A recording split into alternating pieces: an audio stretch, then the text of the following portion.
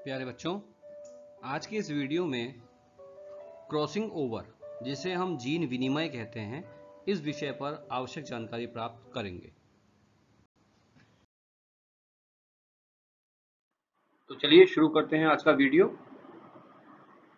देखिए, crossing over या जिसको हम जीन विनिमय कहते हैं, यह अर्धसूत्री विभाजन की प्रोफेज प्रथम की पैकिटिन अवस्था में होता है, किंतु जीन विनिमय की जो घटना है वो डिप्लोटीन अवस्था में प्रदर्शित होती है। देखिए, आपने अगर मियोसिस के बारे में पढ़ा है, अर्धसूत्री विभाजन के बारे में पढ़ा है, तो आपको ये पता होना चाहिए कि मियोसिस जो है 2 चरणों में होता है। एक चरण को हम मियोसिस फर्स्ट और दूसरे को मियोसिस सेकंड कहते हैं। मियोसिस फर्स्ट में 4 अवस्थाएं होती हैं: prophase first, metaphase first, anaphase first और टीलोफेज फर्स्ट। और इस प्रोफेज फर्स्ट में भी 5 अवस्थाएं होती हैं: लेप्टोटीन, जाइगोटीन, पैकाइटीन, डिप्लोटीन और डाइकाइनेसिस। तो आपको ये ध्यान रखना है कि ये जो क्रॉसिंग ओवर की घटना है, ये प्रोफेज फर्स्ट की पैकाइटीन अवस्था में संपन्न होता है। ये जो घटना है क्रॉसिंग ओवर, ये इस पैकिटीन अवस्था में संपन्न होती है।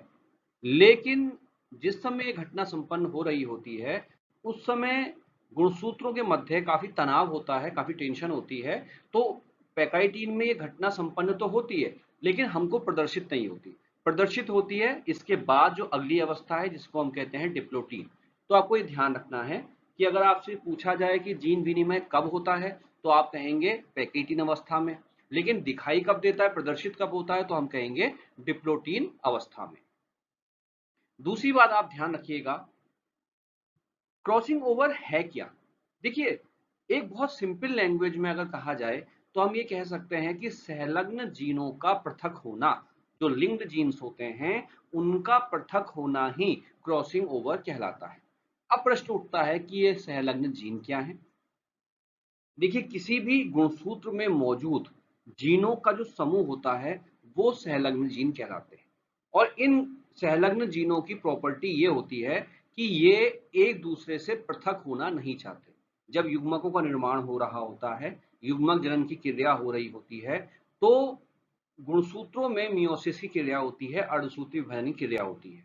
तो ये जो गुणसूत्र पे जीन हैं, ये प्रयास करते हैं कि ये एक साथ समूह में युग्मकों में ट्रांसफर हो जाएं। ये किसी भी दशा में एक दूसरे से पृथक होना नहीं चाहते। लेकिन जब ये अर्धसूत्री विभाजन के दौरान, युग्मक जनन की घटना के दौरान एक दूसरे से पृथक हो जाते हैं, तो उसी घटना को हम जीन विनिमय कहते हैं। अब देखिए, मैं आपको समझाने का प्रयास करता हूं।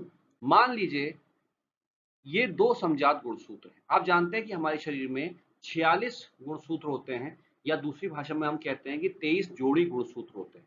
अर्थात हर गुणसूत्र का एक जोड़ा होता है। तो एक समझाने के लिए, मैंने एक एग्जांपल समझाने के लिए ये 2 गुणसूत्र लिए हैं। एक जोड़ी का गुणसूत्र है जिसमें एक लाल रंग से प्रदर्शित किया गया है और एक पीले रंग से।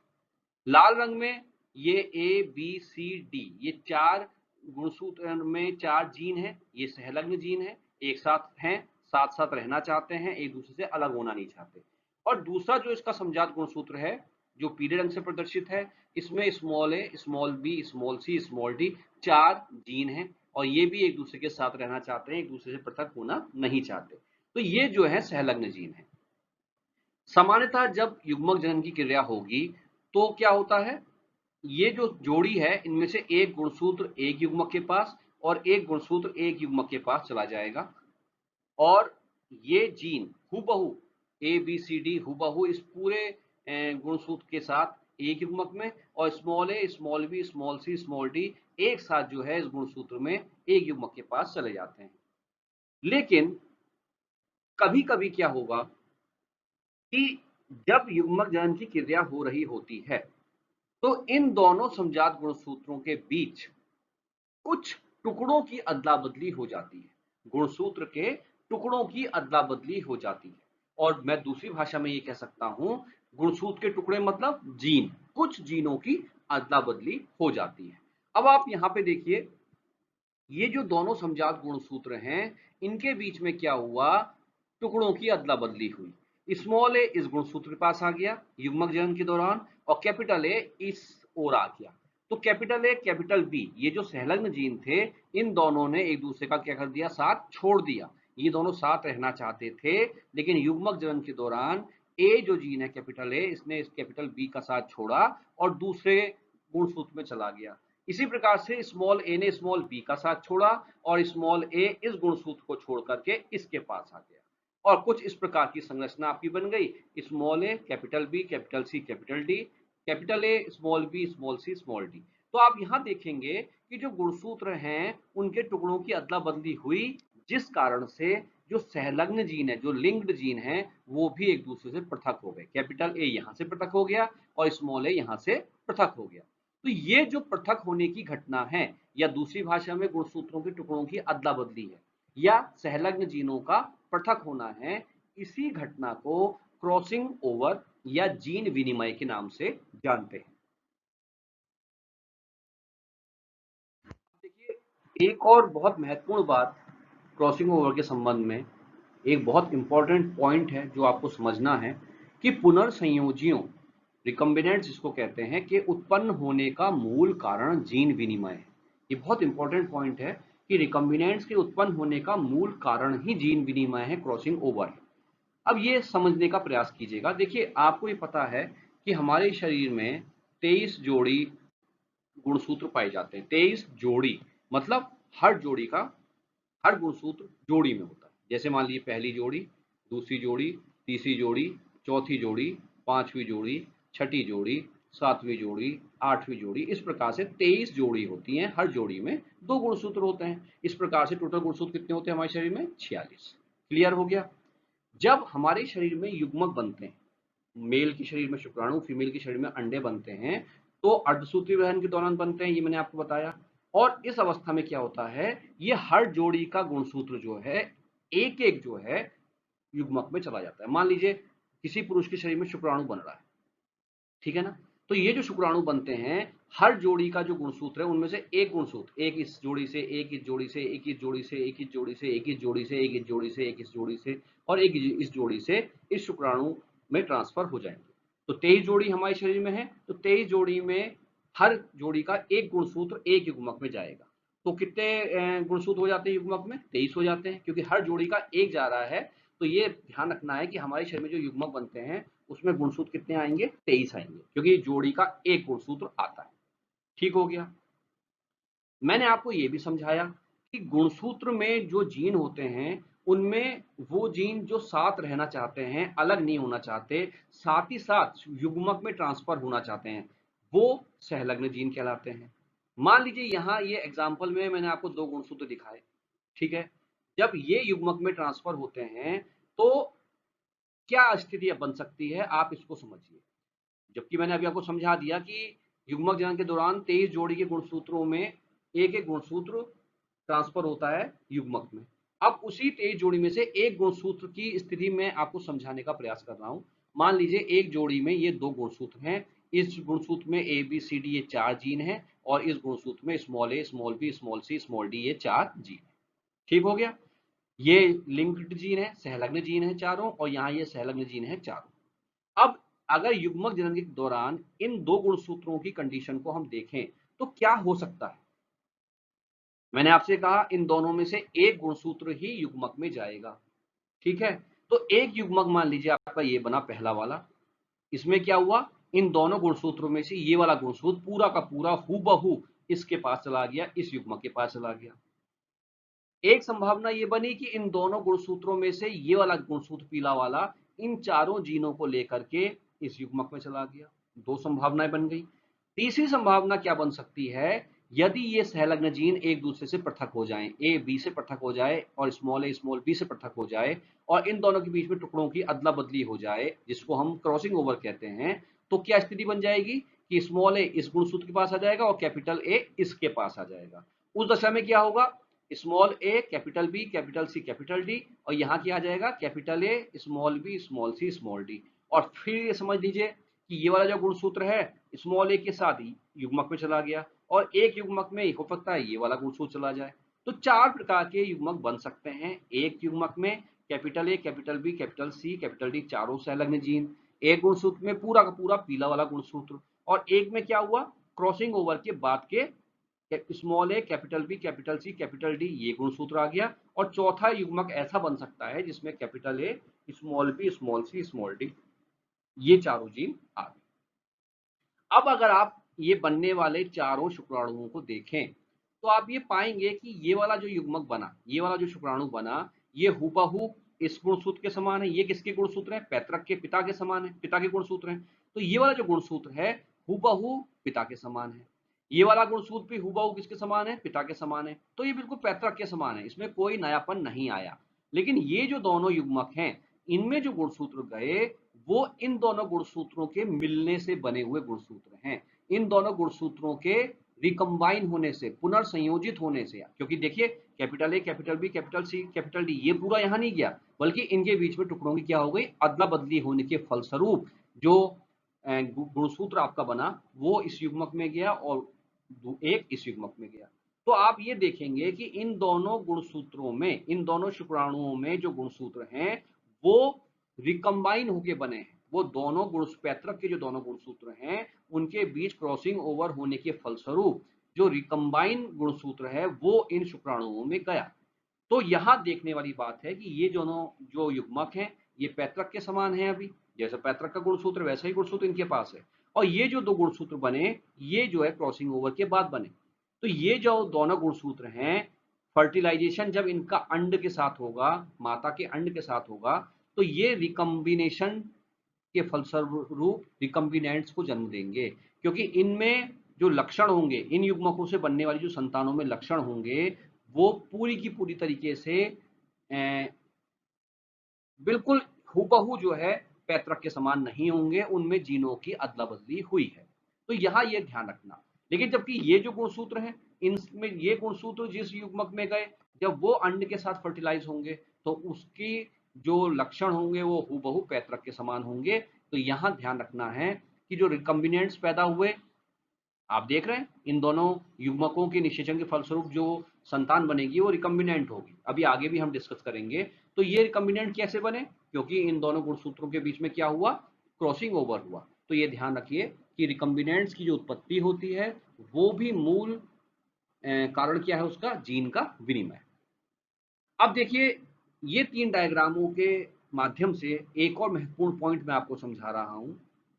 समजात गुणसूत्रों के नॉन सिस्टर क्रोमेटिड्स के बीच में खंडों का आदान प्रदान जीन विनिमय कहलाता है। एनसीईआरटी की बुक में यह स्पष्ट बताया गया है कि समजात गुणसूत्रों के नॉन सिस्टर क्रोमेटिड्स के बीच में खंडों का आदान प्रदान जीन विनिमय कहलाता है। मैंने अभी आपको बताया कि हमारे शरीर में हर गुणसूत्र की जोड़ी होती है और उसको हम समजात गुणसूत्र कहते हैं। जैसे ये दो गुणसूत्र हैं, जोड़ी है इनकी, इनको हमने क्या कहा? समजात गुणसूत्र कहा। अब इन समजात गुणसूत्रों के नॉन सिस्टर क्रोमेटिड के बीच खंडों का आदान प्रदान जीन विनिमय कहलाता है।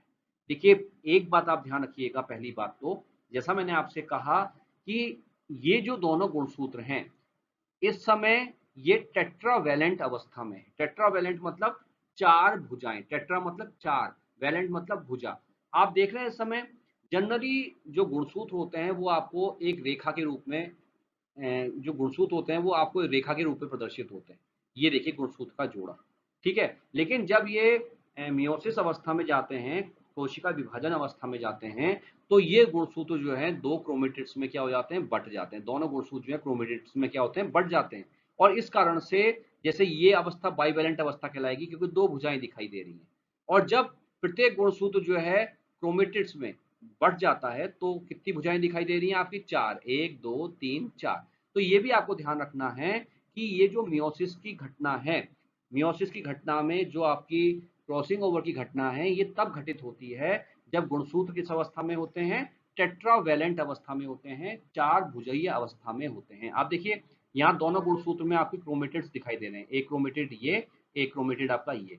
इस गुणसूत्र में एक क्रोमेटिड ये और एक क्रोमेटिड आपका ये। तो ये अवस्था कब दिखाई देती है? पैकिटीन अवस्था में दिखाई देता है। पैकाइटीन अवस्था में ये गुणसूत्र इस प्रकार से टेट्रावैलेंट अवस्था में दिखाई देते हैं। एक बात। अब बात करते हैं नॉन सिस्टर। देखिए ये जो दोनों क्रोमेटिड्स हैं एक गुणसूत्र के, ये सिस्टर क्रोमेटिड हैं, ये बहनें हैं दोनों। ऐसे इस गुणसूत्र में ये दोनों क्रोमेटिड ये क्या है, एक दूसरे की बहनें हैं, सिस्टर हैं। लेकिन ये इन दोनों गुणसूत्रों के क्रोमेटिड्स को अगर हम कंपेयर करें, इसके इस ऑरेंज वाले गुणसूत्र की इस भुजा को और इस रेड गुणसूत्र की इस भुजा को हम कंपेयर करें, तो ये दोनों एक दूसरे की क्या है, नॉन सिस्टर है। ये ध्यान रखिए, एक गुणसूत्र में ये जो दोनों भुजाएं हैं ये सिस्टर हैं एक दूसरे की, इस रेड गुणसूत्र में ये दोनों भुजाएं एक दूसरे की क्या है, सिस्टर हैं। लेकिन आपस में ये दोनों भुजाएं एक दूसरे की क्या है, नॉन सिस्टर हैं। तो पहली बात क्लियर रखिए कि ये क्रॉसिंग ओवर कब होता है, जब गुणसूत्र किस अवस्था में होते हैं, टेट्रावैलेंट अवस्था में, अर्थात चार भुजाएं स्पष्ट दिखाई देती हैं, या आप समझ लीजिए कि प्रत्येक गुणसूत्र जो है क्रोमेटिड में बढ़ चुका होता है। दूसरी बात ध्यान रखना है कि ये है क्या, ये नॉन सिस्टर क्रोमेटिड के बीच के गुणसूत्रों की टुकड़ों की क्या है, अदला बदली है। नॉन सिस्टर किसको कहेंगे, दो समजात गुणसूत्रों के जो क्रोमेटिड हैं वो आपस में एक दूसरे की क्या कहलाएंगे, नॉन सिस्टर कहलाएंगे। अब आगे देखिए, जिस स्थान पर जीन विनिमय होता है, जिस स्थान पर जीन विनिमय होता है उसे हम क्या कहते हैं, कियाज्मेटा कहते हैं। ध्यान दीजिएगा, जिस स्थान पर जीन विनिमय क्रॉसिंग ओवर होता है उसे कियाज्मेटा कहते हैं। देखिए, जिस समय क्रॉसिंग ओवर हो रहा होता है उस समय क्या होता है कि ये गुणसूत्र एक दूसरे के साथ क्या होते हैं, लिपट जाते हैं। जो समजात गुणसूत्र होते हैं वो एक दूसरे के साथ क्या होते हैं, लिपट जाते हैं, तेजी से लिपट जाते हैं। आप देख रहे हैं आप लिपट गए, और इस कारण से एक स्थान पे ये एक दूसरे के क्या हो जाते हैं, चिपक जाते हैं, एक स्थान पर एक दूसरे के टच में आ जाते हैं, कॉन्टेक्ट में आ जाते हैं। और उसी स्थान को हम क्या कहते हैं, कियाज्मेटा कहते हैं। ये स्थान और ये स्थान क्या कहलाता है आपका, कियाज्मेटा। और इसी कियाज्मेटा वाले स्थान पर गुणसूत्र के टुकड़ों की अदला बदली हो जाती है। आप देखिए, यहाँ पे और यहाँ पे दोनों समजात गुणसूत्रों की जो नॉन सिस्टर क्रोमेटिड्स हैं ये एक दूसरे के साथ कॉन्टैक्ट में आए, और यहाँ पे इन दोनों के टुकड़ों की क्या हो गई, अदला बदली हो गई, और कुछ इस प्रकार की संरचना बन गई। देखिए आप, ये नारंगी रंग का गुणसूत्र है, इसमें ये लाल टुकड़ा आ गया, इसमें लाल टुकड़ा आ गया, और ये जो लाल गुणसूत्र है इसमें देखिए ये ऑरेंज टुकड़ा आ गया और ये ऑरेंज टुकड़ा आ गया। तो ये विशेष रूप से बात ध्यान रखनी है कि जो क्रॉसिंग ओवर है वो समजात गुणसूत्रों के नॉन सिस्टर क्रोमेटिड्स के बीच में होता है। मैंने आपको बताया कि ऑरेंज जो गुणसूत्र है उसकी ये भुजा और रेड की ये भुजा, ये एक दूसरे की क्या है, नॉन सिस्टर है, इन्हीं के बीच में होगा। कभी भी एक ही गुणसूत्र की दोनों भुजाओं के बीच में क्रॉसिंग ओवर नहीं होगा।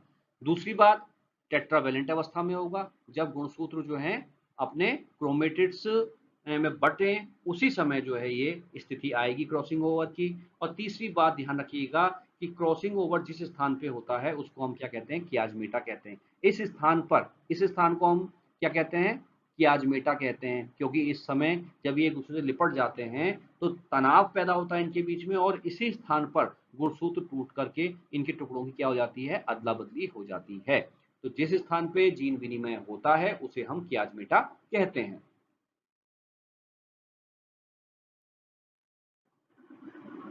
अब देखिए, जीन विनिमय एकल, द्वि या बहु प्रकार का हो सकता है। जीन विनिमय जो है कई प्रकार का हो सकता है, और ये इस बात पर निर्भर करेगा कि कियाज्मेटा की संख्या कितनी है। एक एक करके मैं समझाने का प्रयास करता हूं। देखिए, सबसे पहले हम बात करते हैं एकल क्रॉस ओवर या एकल जीन विनिमय किसको कहते हैं। जब दो क्रोमेटिड के बीच, जब दो नॉन सिस्टर क्रोमेटिड के बीच एक स्थान पर कियाज्मेटा बनता है, अर्थात कियाज्मेटा की संख्या कितनी है, एक। आप डायग्राम में देखिए, ये मान लीजिए गुणसूत्र का जोड़ा है, एक गुणसूत्र ये है, इसमें आप देखिए दो सिस्टर क्रोमेटिड है, इसमें दो सिस्टर क्रोमेटिड है, ठीक है ना। और ये नीला और लाल ये एक दूसरे के लिए क्या है, नॉन सिस्टर, ठीक। तो जब एकल क्रॉसिंग ओवर होता है तो कुछ इस प्रकार की संरचना बनती है। आप देखिए, ये जो बीच में स्ट्रक्चर देख रहे हैं आप, ये वाला स्थान देख रहे हैं, ये एक कियाज्मेटा बना जहां ये नॉन सिस्टर क्रोमेटिड एक दूसरे के संपर्क में आए, ठीक हो गया। और जब इस प्रकार का क्रॉसिंग ओवर होगा तो कुछ इस प्रकार की संरचना आपकी प्रदर्शित होगी। तो एकल क्रॉस ओवर क्या कहते हैं, जब दो नॉन सिस्टर क्रोमेटिड के बीच एक स्थान पर कियाज्मेटा बनता है तो उसको हम एकल क्रॉस ओवर कहते हैं। अब द्वि क्रॉस ओवर किसे कहते हैं, देखिए द्वि क्रॉस ओवर को हम कई कैटेगरी में बांटते हैं, एक एक करके हम समझते हैं। द्वि क्रॉस ओवर का मतलब सीधा है कि जब दो स्थानों पर कियाज्मेटा बने। एकल क्रॉस ओवर का मतलब जब एक स्थान पर कियाज्मेटा बने। द्वि क्रॉस ओवर का मतलब जब दो स्थानों पर क्रॉस ओवर बने। अब ये कई कैटेगरीज की हो सकती हैं, समझिएगा। सबसे पहले चलते हैं ओ पे। जब दो क्रोमेटिड के मध्य कियाजमेटा बने। मतलब क्रोमेटिड कितने हैं आपके, 1 2 3 4। क्लियर है। ये दोनों जो नीले हैं ये एक दूसरे के सिस्टर हैं, ये दोनों जो लाल हैं ये एक दूसरे के सिस्टर हैं। लेकिन लाल और नीले के सिस्टर नहीं है, लाल और नीले एक दूसरे के क्या हैं, नॉन सिस्टर हैं। और मैंने आपसे कहा था कि क्रॉसिंग ओवर नॉन सिस्टर के बीच में हो सकता है। द्वि क्रॉस ओवर में मैंने आपसे कहा कि जब कियाजमेटा दो स्थानों पे बने तो वो द्वि क्रॉस ओवर है। और द्वि क्रॉस ओवर के अंतर्गत जो पहली घटना मैंने आपसे बताई वो मैंने आपसे कहा दो क्रोमेटिड के मध्य है। मतलब जब कियाजमेटा जो है उसमें इन्वॉल्व कितने क्रोमेटिड हो रहे हैं, दो। आप देखिए डायग्राम में, ये देखें अगर आप, तो यहाँ पे आपके कितने क्रोमेटिड इन्वॉल्व हुए, दो क्रोमेटिड इन्वॉल्व हुए। और कितनी जगह पे कियाजमेटा बना, दो जगह पे, एक ये और एक ये। तो दो क्रोमेटिड इन्वॉल्व हुए, दो नॉन सिस्टर क्रोमेटिड इसमें जुड़े। और कियाजमेटा कितने स्थानों पे बना, दो स्थानों पे बना। तो कुछ इस प्रकार का क्रॉसिंग ओवर के बाद परिणाम निकलेगा। तो द्वि क्रॉस ओवर में पहली घटना हमने क्या पढ़ी कि कियाजमेटा तो दो स्थानों पर बनेगा और इन्वॉल्वमेंट कितने क्रोमेटिड्स का होगा, दो क्रोमेटिड्स के मध्य ये कियाजमेटा बनेगा। इस डायग्राम में आप देख रहे हैं दो क्रोमेटिड हैं और उनके मध्य दो स्थानों पर आपका क्या बन रहा है, कियाजमेटा बन रहा है। और क्रॉसिंग ओवर के फलस्वरूप हमें ये परिणाम प्राप्त हो रहा है। इसी में दो ही क्रॉस ओवर के मध्य दूसरी जो कैटेगरी है वो तीन क्रोमेटिड के मध्य है। अर्थात कियाजमेटा तो दो स्थानों पर ही बन रहा है, लेकिन क्रॉसिंग ओवर की इस घटना में तीन क्रोमेटिड इन्वॉल्व हो रहे हैं, तीन क्रोमेटिड प्रतिभाग कर रहे हैं। आप डायग्राम में देखिए, ये नीला क्रोमेटिड है। इस नीले क्रोमेटिड का जो साथी था एक तो ये इन्वॉल्व है, आप देखिए, ठीक है। और लाल गुणसूत्र जो है, लाल गुणसूत्र के दोनों जो क्रोमेटिड हैं वो इस नीले क्रोमेटिड के साथ क्या है, क्रॉसिंग ओवर में इन्वॉल्व हैं, प्रतिभाग कर रहे हैं। तो जीन विनिमय की घटना में तीन क्रोमेटिड प्रतिभाग कर रहे हैं। और कियाजमेटा कितनी जगह बन रहा है, दो जगह, देखिए, एक ये और एक ये। तो ऐसी घटना को हम कहते हैं तीन क्रोमेटिड के मध्य होने वाला क्रॉसिंग ओवर। जब आपका कियाजमेटा कितने स्थानों पे बन रहा है, दो जगह पे, लेकिन प्रतिभाग करने वाले क्रोमेटिड कितने हैं, कितने नॉन सिस्टर क्रोमेटिड प्रतिभाग कर रहे हैं, तीन। तो इसको हम कहते हैं तीन क्रोमेटिड के मध्य होने वाला क्रॉसिंग ओवर। और इसी प्रकार से चार क्रोमेटिड के मध्य भी क्रॉसिंग ओवर होता है। इसमें क्या होगा, कियाजमेटा तो दो स्थानों पर बनेगा, लेकिन जीन विनिमय की घटना में चारों क्रोमेटिड जो है प्रतिभाग करते हैं। आप इस डायग्राम में देखिए, देखिए इसमें चारों क्रोमेटिड, लाल जो आपका गुणसूत्र था उसके दोनों क्रोमेटिड प्रतिभाग कर रहे हैं और नीले गुणसूत्र के भी दोनों क्रोमेटिड जो हैं इस क्रॉसिंग ओवर में प्रतिभाग कर रहे हैं। तो इसको हम कहते हैं चार क्रोमेटिड के मध्य होने वाला क्रॉसिंग ओवर। और कियाजमेटा कितने स्थानों पे बन रहा है, दो स्थानों पे, देखिए, एक ये और एक ये। तो इसको हम कहते हैं चार क्रोमेटिड के मध्य होने वाला क्रॉसिंग ओवर। तो क्रॉसिंग ओवर आपका एकल क्रॉस भी हो सकता है, द्वि क्रॉस भी हो सकता है। तो ये आपको पता होना चाहिए। अब प्रश्न ये उठता है कि कियाजमेटा एक बनेगा, दो बनेगा, ये किस बात पर निर्भर करता है। देखिए, ये बात पर निर्भर होता है कि गुणसूत्र की लंबाई कितनी है। स्वाभाविक सी बात है, आप देख रहे हैं कि कियाजमेटा यहाँ दो बने, ठीक है। अगर गुणसूत्र ज्यादा लंबा नहीं होगा तो कियाजमेटा दो बन पाएंगे, नहीं बन पाएंगे। भाई, मैंने आपसे कहा कि कियाजमेटा क्या है, जिस स्थान पे गुणसूत्रों के बीच टुकड़ों की अदला बदली होती है, क्रॉसिंग ओवर होता है, उसको कियाजमेटा कहते हैं। तो कियाजमेटा कितने बनेंगे, कितने स्थानों पे गुणसूत्रों के टुकड़ों की अदला बदली होगी, ये गुणसूत्र की लंबाई पर निर्भर करता है। गुणसूत्र जितना लंबा होगा उसमें कियाजमेटा उतने ही अधिक बन सकते हैं। एक और बहुत महत्वपूर्ण पॉइंट जो क्रॉसिंग ओवर के बारे में आपको आना चाहिए कि जीन विनिमय संलग्न जीनों के बीच की दूरी के समानुपाती होता है। अर्थात संलग्न जीनों के बीच में जितनी अधिक दूरी होगी, जीन विनिमय भी उतना ही अधिक होगा। अब इसको समझने का प्रयास कीजिए। देखिए, मैंने आपको ये बात शुरू में ही समझा दी कि मान लीजिए ये दो गुणसूत्र हैं और इसमें आपके दो जीन है, दो तीन जीन ले लीजिए आप, ए बी सी। और इस गुणसूत्र में आप ले लीजिए स्मॉल ए, स्मॉल बी और स्मॉल सी। मैंने आपसे ये कहा था कि क्रॉसिंग ओवर क्या है, जब ये संलग्न जीन कैपिटल ए कैपिटल दूसरे से पृथक हो जाएं, या capital A capital B capital C एक तीनों से पृथक हो जाएं और इनके कुछ टुकड़े इस गुणसूत्र पे चले जाएं। और यहाँ स्मॉल ए स्मॉल बी स्मॉल सी, ये जो संलग्न जीन है इनमें से कोई जीन आपस में एक दूसरे को छोड़ करके इस गुणसूत्र के पास चला जाए, उसको हम क्रॉसिंग ओवर कहते हैं। आपको ये पता होना चाहिए कि संलग्न जीनों में कैपिटल ए कैपिटल बी के बिल्कुल निकट है, बिल्कुल पास है, ठीक है। तो इन दोनों को पृथक करना बहुत मुश्किल है बजाय कैपिटल ए और कैपिटल सी को पृथक करने के, क्योंकि आप देखेंगे कि एक गुणसूत्र में मान लीजिए 3 जीन हैं, तो जो जीन एक दूसरे के जितने पास होगा भाई उसके बीच में उतना ही अधिक गठजोड़ होगा।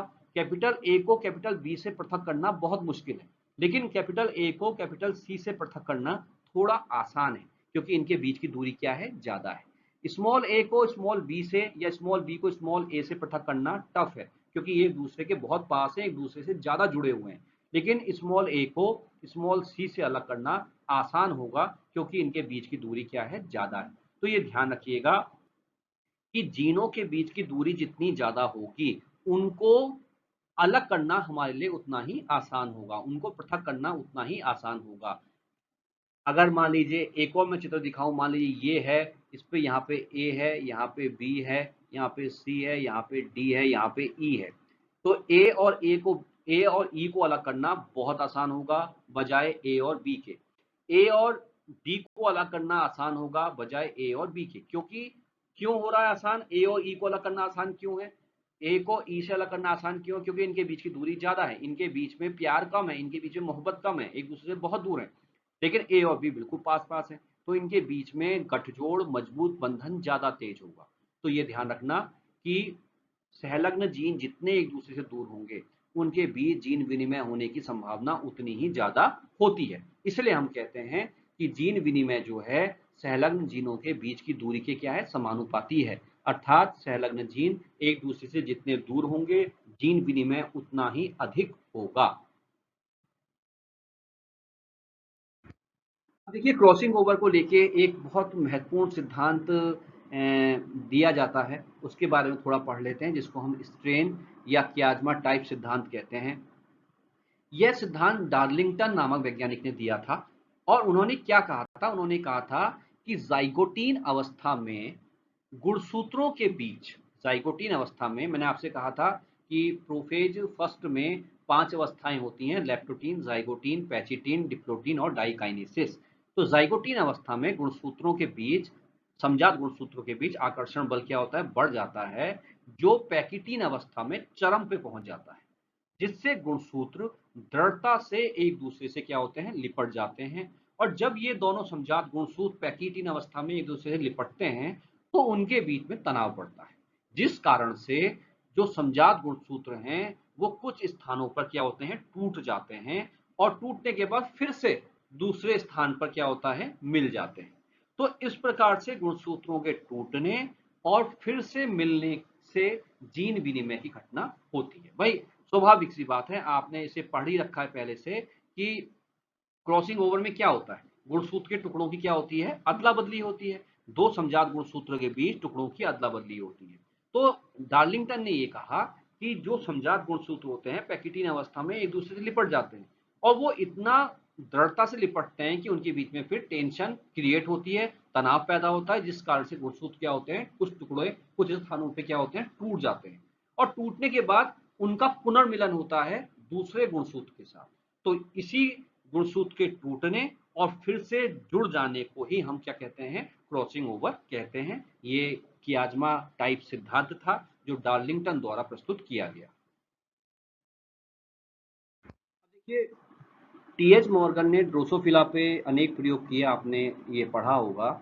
एक प्रैक्टिकल मैं आपको यहाँ प्रदर्शित करता हूँ जो क्रॉसिंग ओवर के बारे में आपके कंसेप्ट को और क्लियर करेगा, और यहाँ ये प्रदर्शित करेगा कि जब क्रॉसिंग ओवर होता है तो रिकम्बिनेंट पैदा होते हैं। मैंने आपसे शुरू में कहा था कि रिकम्बिनेंट्स या पुनर्संयोजियों का उत्पन्न होना क्रॉसिंग ओवर का परिणाम है। इस रेखा चित्र और इस प्रैक्टिकल के माध्यम से आप इस चीज को समझेंगे। मॉर्गन ने क्या किया, एक ग्रे बॉडी और एक वेस्टिजियल विंग, अवशेषी पंख वाले ड्रोसोफिला का क्रॉस एक ब्लैक बॉडी और लंबे पंख वाली ड्रोसोफिला से कराया। अब यहाँ पे ग्रे बॉडी के लिए जो रेस्पॉन्सिबल एलिन है वो कैपिटल बी है, और वेस्टिजियल या अवशेषी रंग के लिए जो रेस्पॉन्सिबल एलिन है वो स्मॉल वी है। यहाँ पे ब्लैक बॉडी के लिए जो रेस्पॉन्सिबल एलिल है वो क्या है, स्मॉल बी, और लंबे पंखों के लिए जो जीन है वो क्या है, कैपिटल वी। आपको ये भी यहाँ समझना है कि कैपिटल बी क्या है, प्रभावी एलील है, और कैपिटल वी क्या है, प्रभावी एलील है। अब ये जो ड्रोसोफिला है, इसमें गुणसूत्र के हिसाब से आप देखिए, मान लीजिए ये दो समजात गुणसूत्र हैं, इसमें कैपिटल बी और कैपिटल वी ये एक गुणसूत्र पे मौजूद जो है एलील है। तो स्वाभाविक सी बात है, ये कैसे है, सहलग्न जीन है, एक ही गुणसूत्र पे है, तो ये क्या है, सहलग्न जीन है। इसी प्रकार से इस ड्रोसोफिला में ये दो समजात गुणसूत्र है, जिसमें स्मॉल बी और कैपिटल वी ये दो एलील है, और ये दोनों एक गुणसूत्र पे हैं, तो ये भी एक दूसरे के क्या है, समजात है। अब जब इन दोनों के बीच क्रॉस कराया जाता है, तो F1 जनरेशन में ये संतान बनती है, कैपिटल बी स्मॉल बी ये गुणसूत्र दो। मैंने आपसे कहा था कि जब युग्मक बनते हैं तो प्रत्येक जोड़ी का गुणसूत्र दो में से एक गुणसूत्र आता है, तो इन दोनों में से एक गुणसूत्र यहाँ आ गया, और इस माता में से इन दोनों गुणसूत्रों में से एक गुणसूत्र आ गया, और ये F1 पीढ़ी की संतान बन गई, जिसमें कैपिटल बी के कारण से बॉडी ग्रे है और कैपिटल वी के कारण से बॉडी क्या है, पंख क्या है, लंबे हैं। अब इस F1 जनरेशन की पीढ़ी की संतान का क्रॉस अप्रभावी पैतृक से हम कराते हैं और F2 जनरेशन का अध्ययन करते हैं। अब देखिए, ये जो F1 पीढ़ी की संतान है, इससे जो युग्मक बनेंगे, इसको जरा आप ध्यान से देखिएगा, तब आप क्रॉसिंग ओवर को समझेंगे। देखिए, इसके पास दो गुणसूत्र हैं, एक गुणसूत्र पे कैपिटल बी और स्मॉल वी है, और दूसरे गुणसूत्र पर स्मॉल बी और कैपिटल वी है। अब अगर इससे युग्मक बनेंगे तो कौन कौन से बन सकते हैं, आप देखिए, इससे पहला युग्मक बना capital B capital V, capital B capital V. दूसरा युग्मक बन सकता है कैपिटल बी स्मॉल वी, तीसरा बन सकता है स्मॉल बी कैपिटल वी, और चौथा बन सकता है स्मॉल बी स्मॉल वी। चार प्रकार के बन सकते हैं। अब यहाँ पे अगर आप इस युग्मक की बात करें, कैपिटल बी स्मॉल वी और स्मॉल बी कैपिटल वी, तो ये तो जो पैतृक है इनके समान है। इस पैतृक में भी क्या था, कैपिटल बी स्मॉल बी, इसमें भी कैपिटल बी स्मॉल बी, ये बिल्कुल पैतृक के समान है युग्मक। इसका जो गुणसूत्र है बिल्कुल हूबहू इस पैतृक के समान है।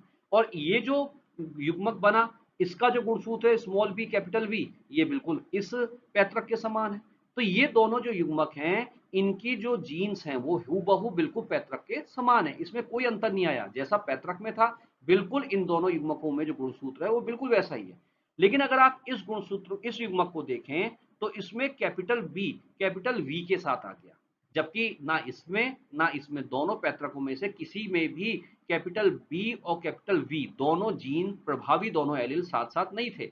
और इसी प्रकार से इस युग्मक को अगर आप देखें, तो इसमें स्मॉल बी दोनों साथ साथ आ गए, जबकि इन दोनों पैतृकों में ऐसी स्थिति नहीं थी। यहाँ दोनों अप्रभावी एलील साथ साथ आ गए। तो ये वाला युग्मक और ये वाला युग्मक, ये दोनों कैसे बने, ये दोनों बने क्रॉसिंग ओवर के कारण से। जब ये F1 पीढ़ी के इन दोनों समजात गुणसूत्रों की जोड़ी में गुणसूत्रों की अदला बदली होगी टुकड़ों की, तो क्या होगा कि ये कैपिटल बी यहाँ चला जाएगा और स्मॉल बी यहाँ आ जाएगा, जिस कारण से स्मॉल बी और स्मॉल वी इस युग्मक में चला जाता है, और कैपिटल बी जब यहाँ आ जाएगा तो वो और कैपिटल बी के साथ इस युग्मक में आ जाएगा। तो ये युग्मक और ये युग्मक, ये दोनों रिकम्बिनेंट्स पैदा करेंगे। और ये बने क्यों, क्योंकि F1 जनरेशन के जो संतान हैं, उनके गुणसूत्रों के बीच में जब क्रॉसिंग ओवर हुआ, तो गुणसूत्रों के टुकड़ों की क्या हो गई, अदला बदली हो गई। अब ये जो चार युग्मक बने, इनका क्रॉस आपने आप प्रभावी पैतृक से कराया, उससे एक ही युग्मक बन सकता है स्मॉल बी। अब आप देखिए, चार प्रकार की संतानें बनी। अब आप देखिए इसको, अब तक तो ये युग्मक था ना, मैंने आपसे कहा था कि ये पहला और ये आखिरी जो युग्मक बना है, ये रिकम्बिनेंट पैदा करेगा, पुनर्संयोजी पैदा करेगा। अब आप देख भी लीजिए, देखिए इस युग्मक से पहली संतान बनी ग्रे और लॉन्ग पंख वाली। पिता क्या था, पैतृक क्या था, ग्रे और वेस्टिजियल, और माता क्या थी, ब्लैक और लॉन्ग। क्या ये ग्रे और लॉन्ग लक्षण साथ में थे, ये लक्षण ना तो इस पिता से मिल रहे हैं ना इस माता से मिल रहे हैं, अर्थात ये क्या है, ये रिकम्बिनेंट है।